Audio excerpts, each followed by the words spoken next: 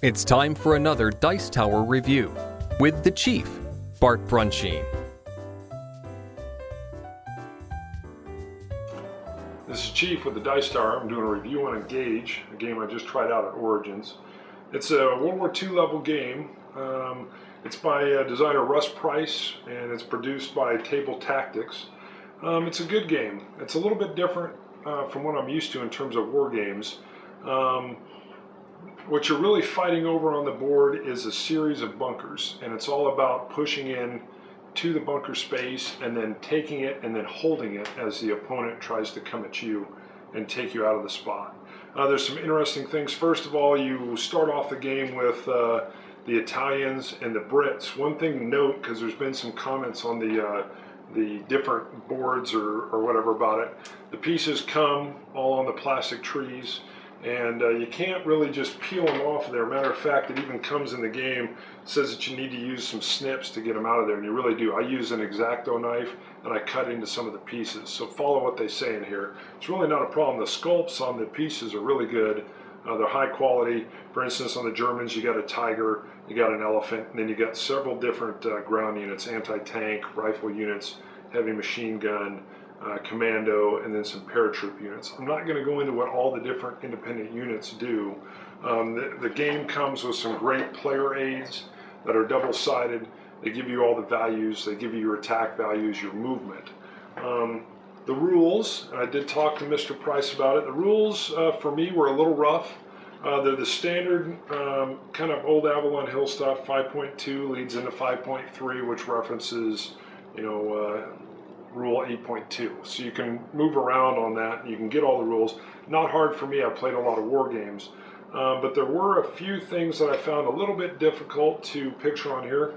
When I talked to Mr. Price, he did state that they'd been working with an artist that was going to do some graphics of the in-game mechanics, and there was some falling out with that. However, online, you can go on and actually either take a look at it or download your own copies, their color, and they were what I needed. They were very helpful to the game. The game works really simple.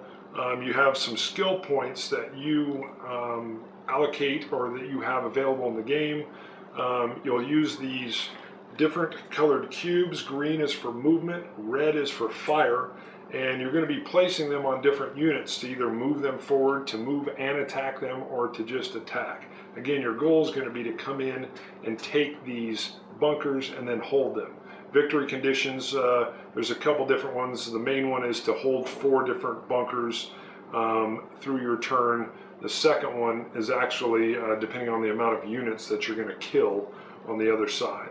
I found the game enjoyable, a little bit different from my standard fare, but that also makes it unique in this genre that it is. So you have a headquarters section. It's just a shield, because what you're going to be doing is pledging some of your command or your skill points in the command center, and that's going to also fluctuate how the command or the combat's going to go based on the combat chart for each individual unit. So there's a little bit of what is my opponent going to pledge, because he has a chance to put skill points in as defense. I have some to put in as attack. We figure out the difference, and whatever the difference is who's going to win the combat. So the way the skill points work is, as you use your skill points and they get lower and lower, you actually have a lot less options. So at some points you're going to simply let units get destroyed, because when they get destroyed you're actually going to gain some skill points. For further information, go ahead and go to the website for Table Tactics and for Engage, and you can look at all the stills they have and look at some of the different rules explanations there. Again, as far as the game goes, I like it. It's light. It's got some good interaction back and forth between the players. I'm at a very novice level, so I can tell there's a little bit of depth here. There's no randomness to this at all. There's no dice rolling, there's no cards that are going to come in and have an effect on it. Some people may like that, some people won't. I kind of feel it's a little bit like a World War II chess / King of the Hill. You're all fighting over these bunkers, and that's it. So it's pushing up, holding it, taking it, knocking out the other unit, and then continuing.